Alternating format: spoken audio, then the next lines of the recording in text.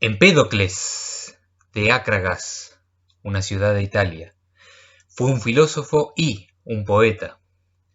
Vivió en el siglo V a.C., pero no podemos determinar exactamente las fechas de su nacimiento y muerte, porque la gente le atribuía poderes mágicos y cierto estatus divino. Así que circulaban en aquel tiempo muchas anécdotas e historias apócrifas. Lo mismo pasa con Pitágoras y Heráclito, por ejemplo. Pero comúnmente se dice que nació cerca del año 492 a.C. y murió a los 60 años. Su padre era Metón, su abuelo también se llamaba Empédocles y era de una familia aristocrática. No se sabe bien con quién estudió, pero Simplicio dice, nació no mucho después de Anaxágoras y fue un admirador y asociado de Parménides e incluso más de los pitagóricos. Muchas historias en torno a él fueron agrupadas por Diógenes Laercio, el cronista, y hablan más que nada de sus actividades políticas y de su muerte. Se cuenta que fue un defensor de la democracia, que tuvo una especie de desacuerdo con el llamado Grupo de los Mil y que rehusó a reinar en su pueblo.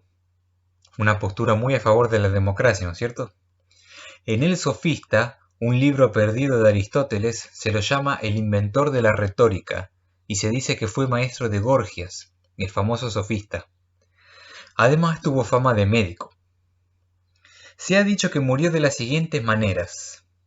Se cayó de un barco y se ahogó, se cayó de un carruaje y se quebró una pierna y murió, se suicidó por ahorcamiento, y escuchen esta, se arrojó a sí mismo dentro de un volcán porque sintió que estaba a punto de morir y quería hacer quedar como que tuvo una muerte gloriosa, pero su artimaña quedó en evidencia luego de que el volcán escupiera una de sus sandalias de bronce y alguien la reconociera. Noten que todas estas muertes son triviales. Dos poemas se le atribuyen, sobre la naturaleza y purificaciones. Ambos actualmente son de naturaleza fragmentaria.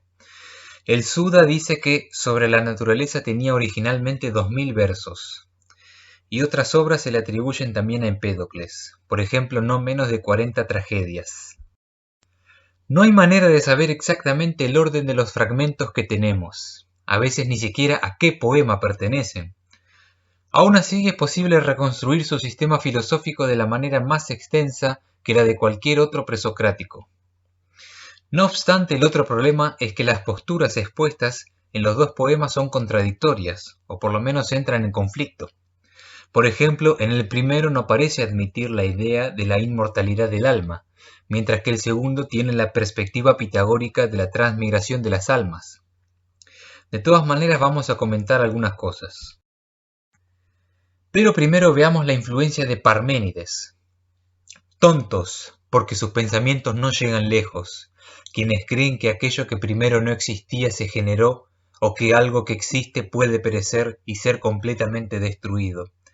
Porque generarse a partir de lo que no existe es inconcebible, y es imposible y nunca se ha visto que lo que existe sea destruido, porque siempre va a estar ahí. Esto corresponde, como hemos visto, a lo que dice Parménides en su poema El camino de la verdad, es decir, que el ser es eterno, que el futuro y el pasado no le afectan, sino que el ser es un continuo en el presente y que el ser es indestructible. Empédocles acataba el sistema de Parménides para introducir su propia cosmología, pero añade una nueva idea. Para él no hay ni nunca hubo una unidad sustancial, sino que hubieron y hay 4 sustancias eternas. Escuchen primero las 4 raíces de todas las cosas. El brillante Zeus, la dadora de vida Hera, Aidoneo y Nestis, quien llena con sus lágrimas las fuentes de los hombres mortales. Cada una de estas figuras mitológicas representa un elemento. Nestis es agua, claramente. Zeus es fuego, Hera es aire y Aidoneo es tierra, aunque hay discusión sobre estos 3 últimos. Todos estos elementos ocupan todo el espacio existente y no dejan lugar para el vacío. Además, se introducen 2 agentes de cambio, y estas cosas nunca cesan de cambiar continuamente. En un momento todas se unen a través del amor, en otro momento se separan una de la otra a través del odio. El amor y el odio, como lo llama Empédocles, son dos especies de fuerzas que actúan como factores de transformación de estas sustancias, pero nada las puede destruir absolutamente. Para Parménides, como sabemos, los sentidos son ilusorios, así que no son relevantes para descubrir la verdad del ser. No obstante, Empédocles nos dice: ven y considera con todos tus poderes cómo cada cosa se manifiesta, y no tengas elevada confianza en la vista por sobre el oído, ni a los fuertes sonidos por sobre la clara evidencia de la lengua, ni retengas tu confianza de cualquiera de las otras extremidades, porque en cualquier lugar hay un camino para el entendimiento, pero piensa en cada cosa por la manera en que se manifiesta. Parménides directamente condena el uso de los sentidos, mientras que Empédocles invita a un uso más discriminado de las percepciones sensoriales. O sea, no confíes tanto en la vista o en el oído, ni valores uno por sobre el otro, sino más bien date cuenta de su potencial y sus limitaciones. Dicho sea de paso, Heráclito por su parte dice llanamente: los ojos son más precisos que los oídos. Para Empédocles existe una esfera de la que habla en los siguientes términos: aquí no se distinguen ni las ligeras extremidades del sol, ni el enmarañado poder de la tierra, sino que igual a sí misma desde todos los lados y sin fin, permanece firme en la cobertura cercana de la armonía, una esfera redonda regocijándose en su soledad circular. Claramente esta imagen está inspirada en Parménides, para quien el ser es como una esfera. Sin embargo, la diferencia entre ellos es que la esfera de Parménides es homogénea, mientras que la de Empédocles está compuesta por aquellos 4 elementos. Por eso podemos decir que Parménides era un monista y Empédocles un pluralista. Y también dice sobre la esfera: 2 ramas no salen de su espalda, no tiene pies, ni ágiles rodillas, ni partes fértiles, sino que era una esfera igual a sí misma desde todos los puntos de vista. O sea, como Genófanes está atacando la idea de dioses antropomórficos. El siguiente fragmento expone lo que podemos llamar un ciclo cósmico. Una historia doble contaré. En un momento creció para ser solo uno de muchos. En otro se dividió de nuevo para ser muchos a partir de uno. Hay una doble generación de las cosas mortales y una doble destrucción. Uno es producido y de nuevo es destruido mediante la unión de todas las cosas. Lo otro crece y es separado cuando las cosas son de nuevo divididas. Y estas cosas nunca cesan de cambiar continuamente. La una vez se unen a través del amor, otra vez cada una se separa de la otra mediante el odio. Es un ciclo de 4 etapas y vamos a nombrarlas así: el periodo del amor, la transición del amor al odio, el periodo del odio y la transición de vuelta del odio al amor. Los 2 polos opuestos son la unión de las cosas por amor y la separación de las cosas mediante el odio. Si admitimos que este ciclo no tiene fin, entonces no podemos establecer un orden, pero digamos que la primera etapa es esta en la que las cosas están unidas mediante el amor. Durante esta etapa, los 4 elementos forman una masa tan uniforme que no podemos distinguir ningún elemento de otro. Nosotros estaríamos en el periodo de la transición del amor hacia el odio, así que próximamente la humanidad experimentará la desintegración de todas las cosas. Los 4 elementos conforman toda la realidad sin excepción. Los elementos son eternos y cambian constantemente mediante las fuerzas del amor y odio. No queda claro si estas fuerzas son mecanismos impersonales o si actúan como divinidades con inteligencia. Lo que sí queda claro es que estas 2 están en constante lucha por la dominación sobre los 4 elementos. Dicho sea de paso, Aristóteles le asigna una dimensión moral al amor y el odio.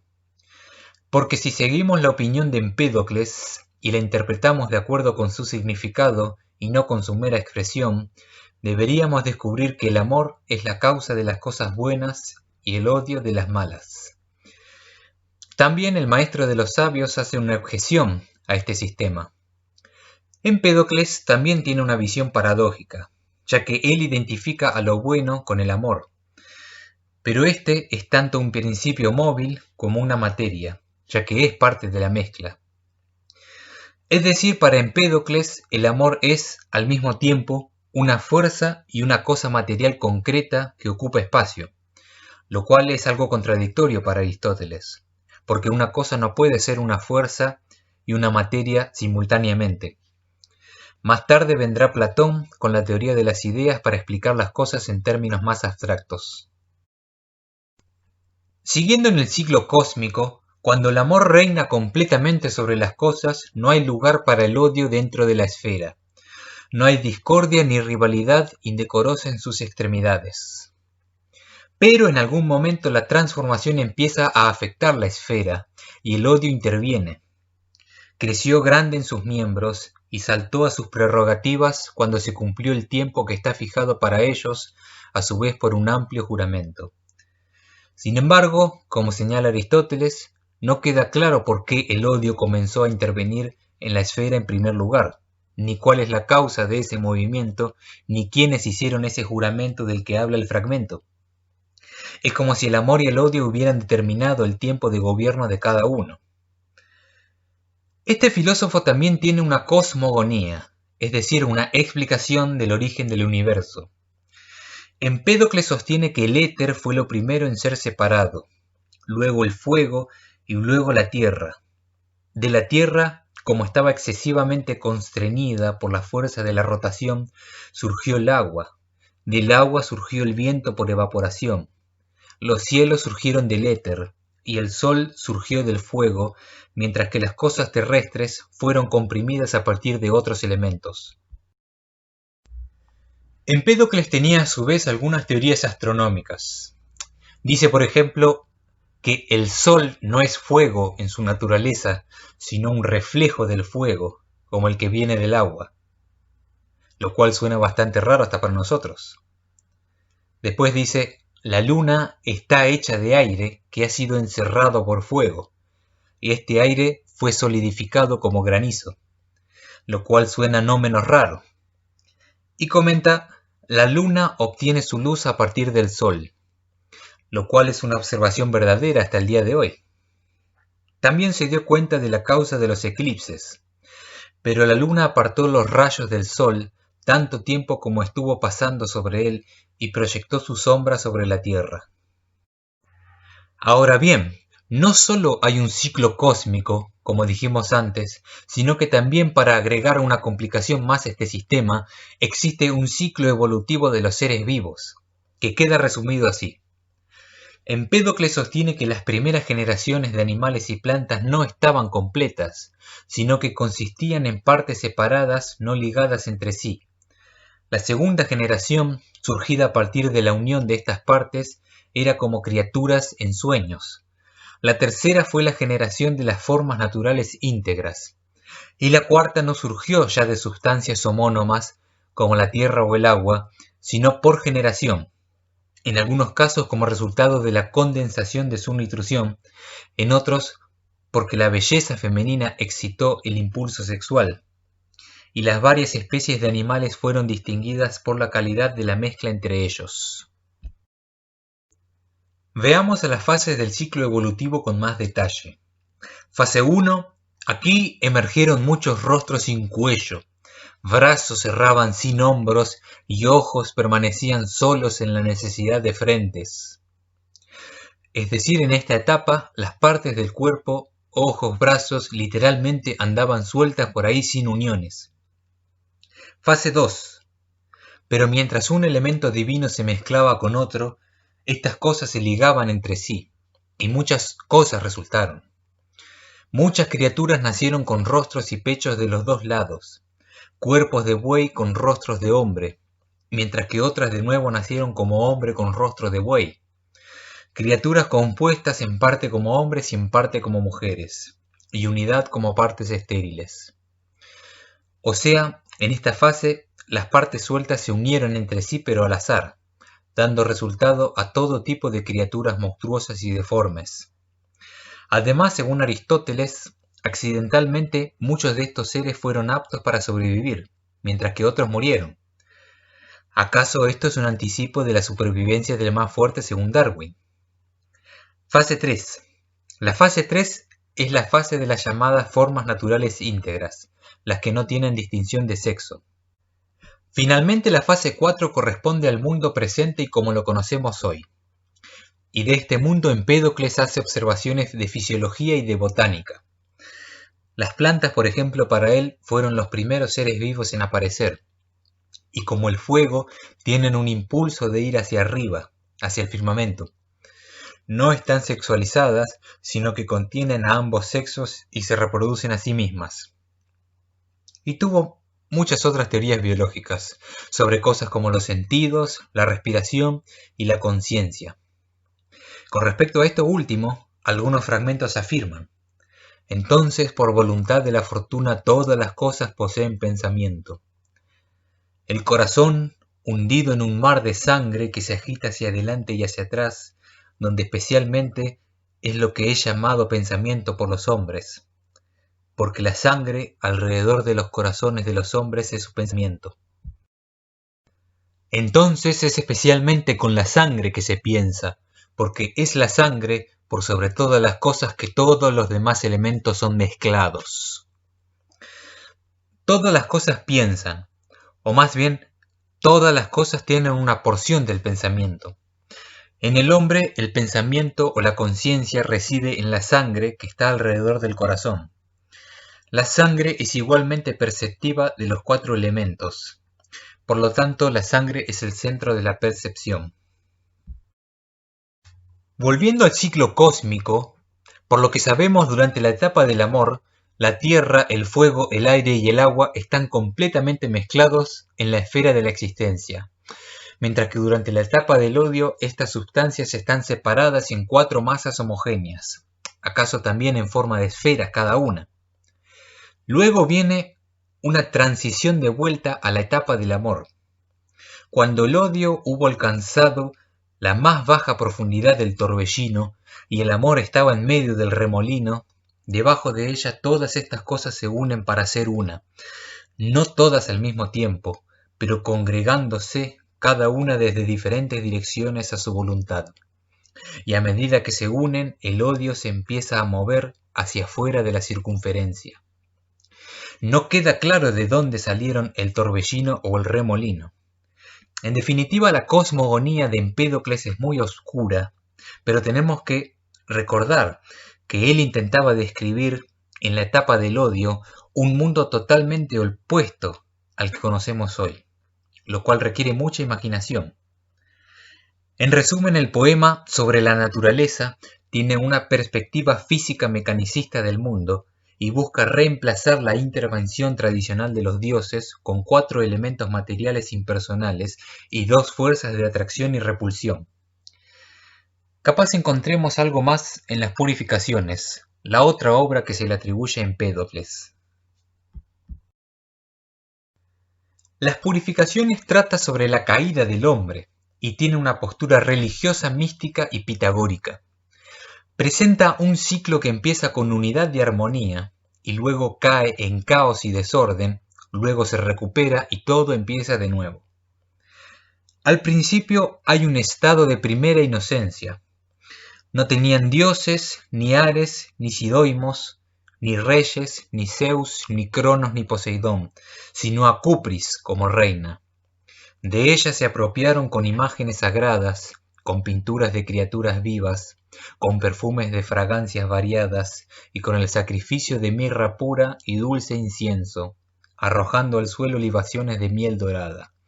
Su altar no fue empapado con la sangre pura de toros, sino que esto fue la más grande abominación entre los hombres, arrancar la vida de los buenos miembros y comérselos.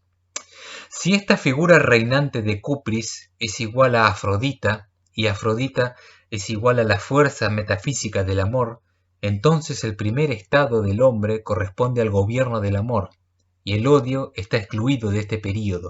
Pero luego viene el primer pecado y la caída del hombre. El padre levanta a su propio hijo querido, su forma cambia, y rezando lo mata. Tonto iluso, y la gente está distraída mientras sacrifican a la víctima suplicante, y él, sordo a su llanto, lo mata y prepara en su sala un festín malvado. Y de la misma manera el hijo se aprovecha del padre y los hijos de la madre, y arrancando la vida comen la carne de sus seres queridos. El pecado original, según Empédocles, consiste en el derramamiento de sangre y la ingesta de carne. Este pecado llevó a la caída del hombre individual y colectivamente, y al término del reinado de Cupris. Después de la caída viene un período de transmigración y reencarnación. Hay un oráculo de la necesidad, antiguo decreto de los dioses, eterno y sellado con amplios juramentos. Cuando sea que uno de esos semidioses, cuyo lote es una vida larga y duradera, haya profanado pecaminosamente sus queridos miembros con derramamiento de sangre, o siguiendo al odio, haya jurado falsamente, 3 veces, 10.000 temporadas, deambulará lejos de lo bendito, habiendo nacido a través de ese tiempo en las formas de todas las maneras de las cosas mortales, y cambiando un funesto camino de la vida por otro. El poder del aire lo persigue a través del mar, el mar lo arroja hacia adelante sobre la tierra seca, la tierra lo lanza bajo los rayos del ardiente sol, y el sol lo arroja hacia los torbellinos del aire.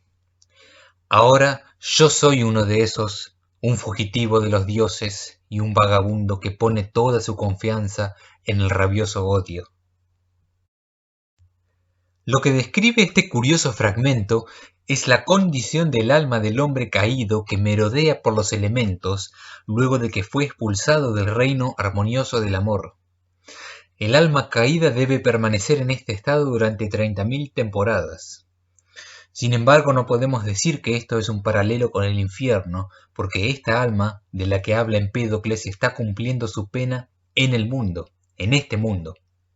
Un lugar infeliz donde la matanza y la ira y tribus del destino también, desdeñosas plagas y corrupciones y diluvios vagan en la oscuridad sobre el campo de la perdición. De hecho, todo el ciclo ocurre en este mundo. Lo que pasa es que en el escenario que vimos recién, la fuerza del odio prevalece por la del amor. En realidad estamos hablando de la caída del hombre en sentido metafórico. El hombre, para Empédocles, no cae en otro mundo u otra dimensión. Entonces viene una rueda de nacimientos. Entre las bestias, ellos nacen como leones que acechan en sus guaridas en las montañas, y entre los árboles rubios nacen como laureles. Porque yo ya he sido un varón y una mujer, un arbusto y un pájaro y un lerdo pez de mar. Pero al final vienen entre los hombres sobre la tierra como profetas, bardos, doctores y príncipes, y desde entonces ellos se levantan como dioses poderosos en honor, compartiendo con otros inmortales su corazón y su mesa, sin formar parte de los lamentos y los dolores humanos. Finalmente hay una esperanza para que el alma de los hombres vuelva al estado de bendición. El retorno es logrado por un ascenso gradual en el que el alma pasa por distintas vidas en distintos niveles de la escala. El arbusto, por ejemplo, parece que está en los niveles más bajos, y más arriba están los príncipes y los profetas. Pero Empédocles habla en primera persona, y él particularmente espera escapar del ciclo de las encarnaciones. Así que puede ser que la esperanza de elevación sea individual. Amigos, quienes habitan sobre la gran ciudad de la dorada Acragas, sobre la ciudadela, hombres conscientes de las buenas obras, inexpertos en la maldad, refugios de respeto para los extranjeros, todos alaben. Yo voy entre ustedes como un dios inmortal, ya no más mortal, honorado como es debido, y coronado con guirnaldas y coronas verdes. Cuando sea que entro en la próspera ciudad con mis seguidores, hombres y mujeres, soy reverenciado. Ellos me siguen en grandes números, preguntando dónde yace el camino para ganar. Algunos preguntan por profecías, mientras que otros imploran para escuchar la palabra que sana todas las formas de enfermedades. Por último, en este video mencionaremos algunas cosas sobre el alma. Plutarco ofrece una interpretación de las ideas de este presocrático en cuestión. Porque no es nuestra sangre, Empédocles dice, ni la mezcla de nuestra respiración lo que produce el principio esencial de nuestra alma, sino más bien que a partir de estos ingredientes nuestro cuerpo es moldeado, el cual es nacido de la tierra y es mortal. Como el alma ha venido aquí desde otra parte, él eufemísticamente llama nacimiento a su permanencia en el extranjero, el más cómodo de todos los nombres. Pero en verdad el alma es un fugitivo y un vagabundo desterrado por decretos y leyes de los dioses. Este pasaje está relacionado con el fragmento 115 que leímos antes. Afirma que hay una base física, el cuerpo, para el alma, y el alma no proviene del cuerpo sino de otra parte. El alma migra de cuerpo en cuerpo, mientras que el cuerpo es un compuesto de sangre que tiene conciencia. Esa conciencia le permite percibir el mundo físico, hecho de los 4 elementos fundamentales y gobernado por las fuerzas del amor y el odio.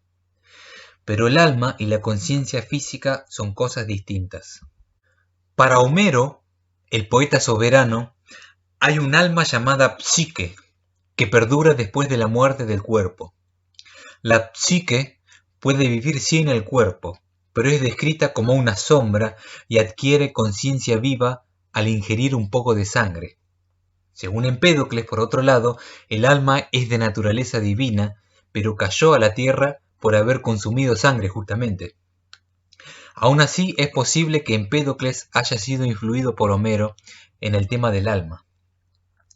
Platón, en su libro El Timeo, uno de los más difíciles de leer, también habla de un alma inmortal, creada por una deidad llamada el Demiurgo, que es un dios creador, o más bien artesano del universo.